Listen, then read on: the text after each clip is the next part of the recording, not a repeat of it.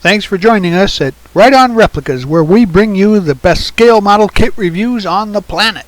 This review covers the Lindberg Dodge Raminator Monster Truck Kit, number 73014, molded in 1/24 scale.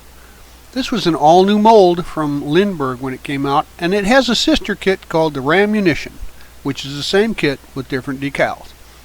Now this kit has over 125 parts molded in white, clear, and soft vinyl tires. The decals are water slide and have crisp, bright colors. And Lindberg rated this a skill level 3 for more advanced builders. And in the box you get a nicely detailed kit. The instruction book is large with well laid out drawings, and it's easy to follow. And the build starts with a detailed motor.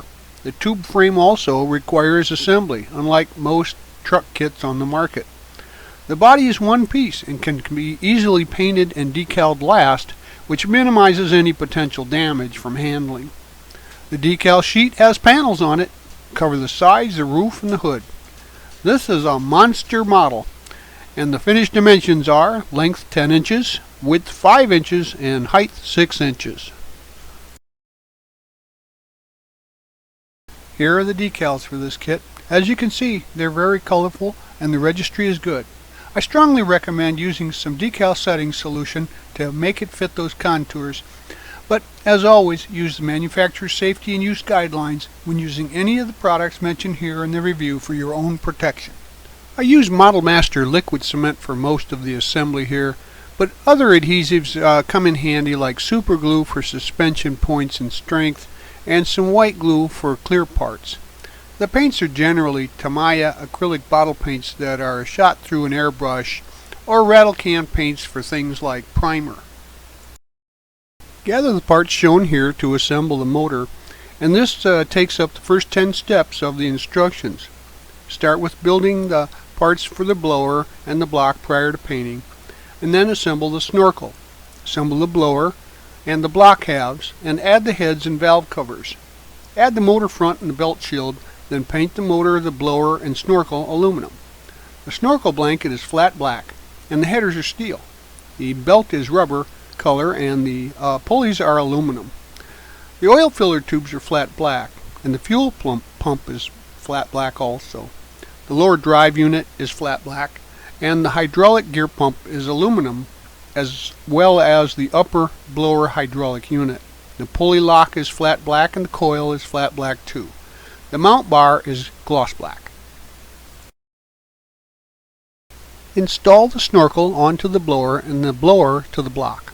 Then add the oil filler tubes, the lower drive unit, the belt, both hydraulic units, the pulley lock, and the fuel pump and the coil. Then install finally the mount bar. Because the motor was so well detailed, I decided to add a pre-wired kit to this to replace the stock distributor, so it would give it a little more realism. First, I removed the existing distributor and drilled the hole out for the shaft and installed it with some super glue. Then you drill out the locations on the valve covers for the spark plug entry, and you cut a small part of the black wire for boots and slide them onto each wire, and then you slide the wires into place with the boot at the spark plug hole to make it look correct, and then super glue the wires into place. After the glue is dry, press the wires down into the valleys to form like the shape of real wires on a motor, and you can set the whole assembly aside for now. Pull out these parts to complete the cockpit at this time. As you can see here, there's copyright text that's inscripted onto the plastic, and you'll have to scrape that off because it shows along with the pin ejection pin marks. Now paint the plate flat black and install, and the seat base also, the seat controls, and they're also painted flat black and detailed with some aluminum controls. I painted the knob there red, and the pedals are aluminum with the black gas pedal. The fire extinguishers are red, and the aluminum color with black is for the nozzles and the mounts. Install the 3 fire extinguishers, add the pedals, and then install the seat. Gather these pieces to assemble the battery pack and rack. The batteries, the top, and the frame are black, and paint one line red and the other battery connectors steel. Attach the batteries to the frame and install the top of it. Get these pieces out of the kit and paint the frame black. The radio, dash, tack, and steering column and wheel are also flat black. Now detail the dash mounted instruments with some aluminum, white and black for the nacelle. The radio has a silver dial. The tack is white with some black trim. The steering wheel has aluminum spokes and is installed onto the steering column. Now install the radio and the dash, add the tachometer, then the steering column, and it's installed into the frame. Get the frame rail and the pump and the radiator out of the kit, and the frame rail has the pump installed onto it and it's painted black. And the fan is flat black and the radiator is aluminum. Then install the radiator and fan to the frame. The asterisk frame here is painted black along with the gauges. Now install the frame on one side of the glass and the gauges on the other, so that the gauges are on the outside. Begin the main chassis assembly with the pieces shown here, and pay close attention to the location of all the pins and holes for the connections of the parts. Everything lines up and is proper if you take your time and make sure that they're going together correctly. Paint all of the parts black, add the front and rear lower bars, and the front main X-bar. Use the X-bar with the radiator for the rear, and then add the small pump to the frame. Locate and assemble the fuel cell and paint it aluminum with a steel cap and a black mount bar. The cross members are black like the frame, and the electronics are aluminum. Start at the front, add the fuel cells, cross member, motor, electronics, batteries, and the outer frame. Paint the two cross members shown here black, and then they'll be used to add to the already assembled interior.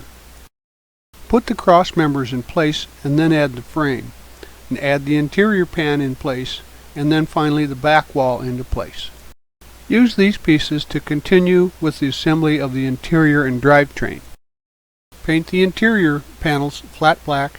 The drivetrain is aluminum, and assemble the transfer case and paint it aluminum with a black frame bar.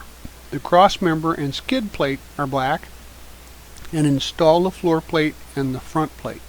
Install the drive shaft and the transfer case, then add the cross member and the skid plate. Use the parts shown here to finish the chassis assembly. First assemble the side frame and the outer frame and add the pump, and paint this and the cross members black. Line up all of the attachment points and cross members on the chassis and attach the frame to the already assembled unit. Now add the front cross member, installing that to the steering column, and add the rear cross member and coil. This completes the main assembly of the chassis frame. The end frame is next. Paint both parts black, then add the sway bar to the frame and install the end frame to the end of the frame. These are the pieces to make the body support. Paint that black and install it. Add the lower frame to the chassis and the body support to the lower frame and radiator support. Pull out these parts to make the front frame support. Assemble and paint the support sides, crossbar, and the top frame black. Then the two suspension supports and frame support are black and installed on the front of the frame like this.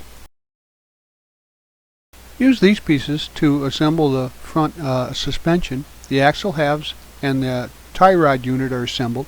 Then add the drive shaft and the clutch brake. Add the torsion bars. Paint the unit black and the cage aluminum. Install the cage over the drive shaft onto the axle and use some super glue and install the suspension onto the chassis in place, attaching the drive shaft to the transfer case and the axle to the frame simultaneously. The torsion bars go to the frame.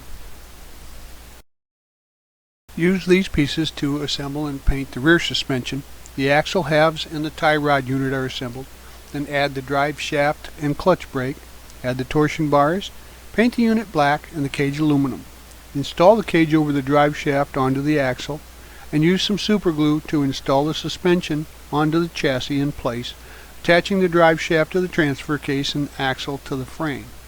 The torsion bars go to the frame, and paint the cross member and add that to the frame by the transfer case.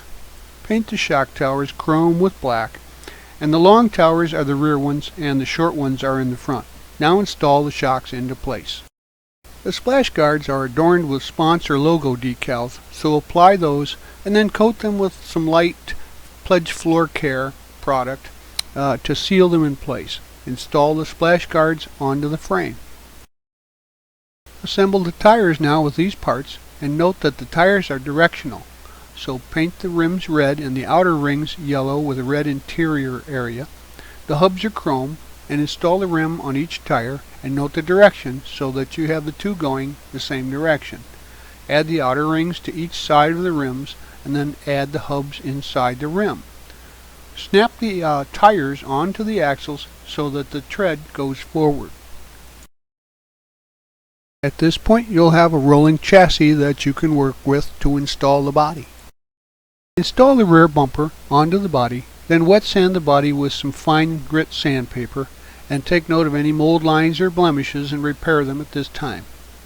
This body was not in need of really anything more than a light sanding and a few spots with minor parting lines.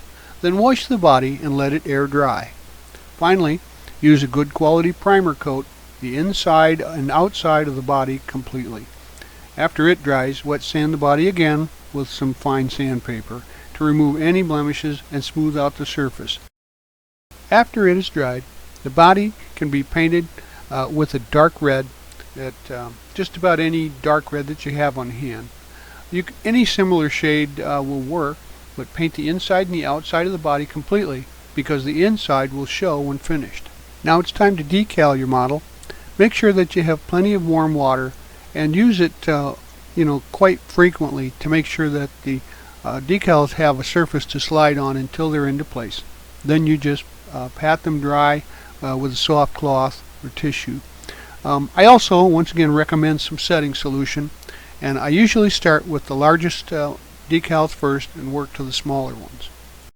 To get a clean, crisp looking window glass, I always dip my window glass in some of that Pledge Future Floor Care polish product and then let it wick off and dry. In this case you'll also add the Dodge banner logo up at the top.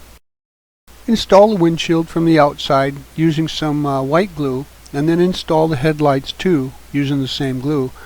The tail lights are painted clear red on the inside and installed on the back with white glue as well.